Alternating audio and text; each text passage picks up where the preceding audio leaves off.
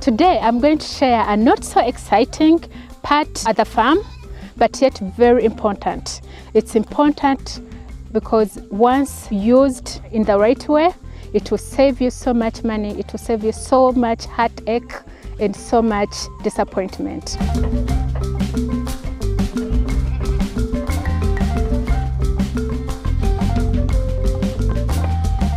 Hi guys, welcome back to another episode of Aire Farms, where I share my journey starting a successful farm in Uganda while living in America.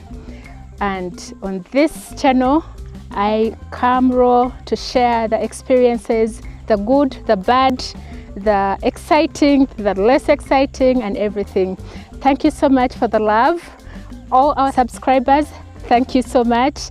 For those who haven't subscribed, please consider subscription because you get updated and you're able to get to know when we upload other videos so that we can learn and create a community that is informed.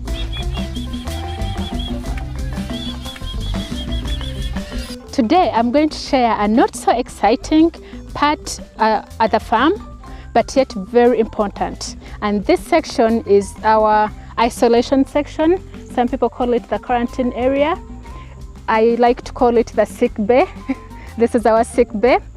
The sick bay comes in handy where once animals have been identified as sick, we isolate them and we bring them here so that they are not together with the healthy animals, and that helps to contain whatever infection, whatever disease, whatever outbreak there is on the farm.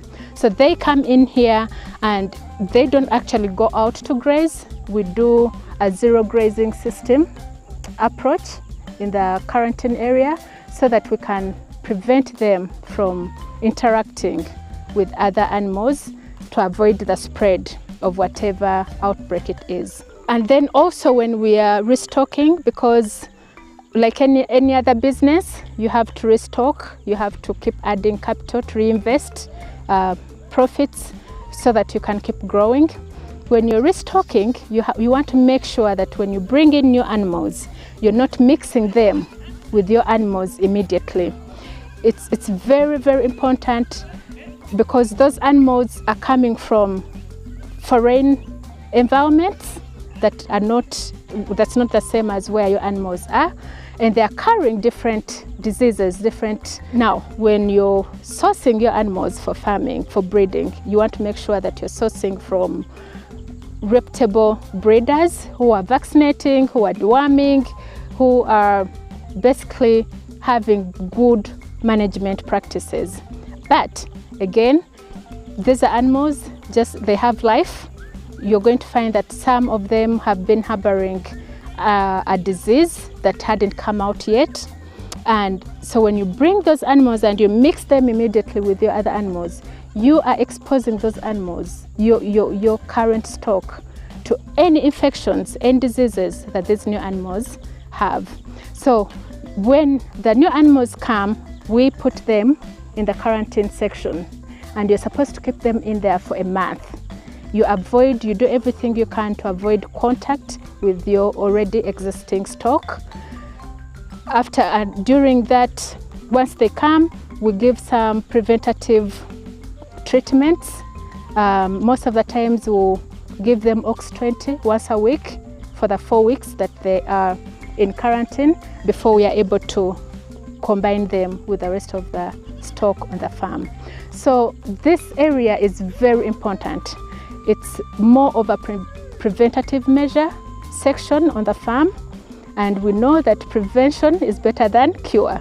It's going to save you so much money preventing than trying to cure. That's why I encourage every farmer to make sure that you have an isolation section that you actually use. Don't have it and it's just there for decoration.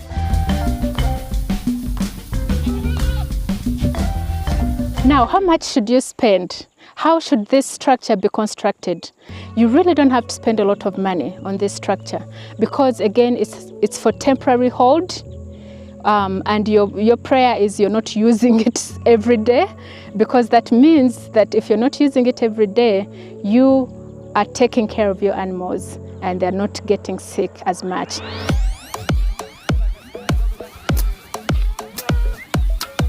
But you don't have to spend a lot of money on construction.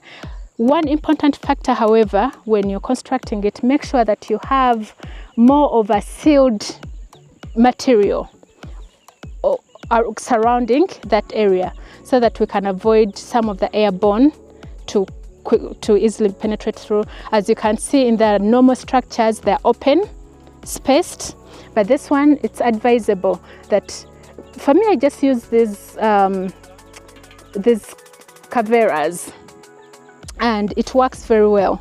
Some people use iron sheets to surround the section, but this is very affordable. When you're trying to cut costs, you're trying to use material that can actually serve a purpose that expensive material serves.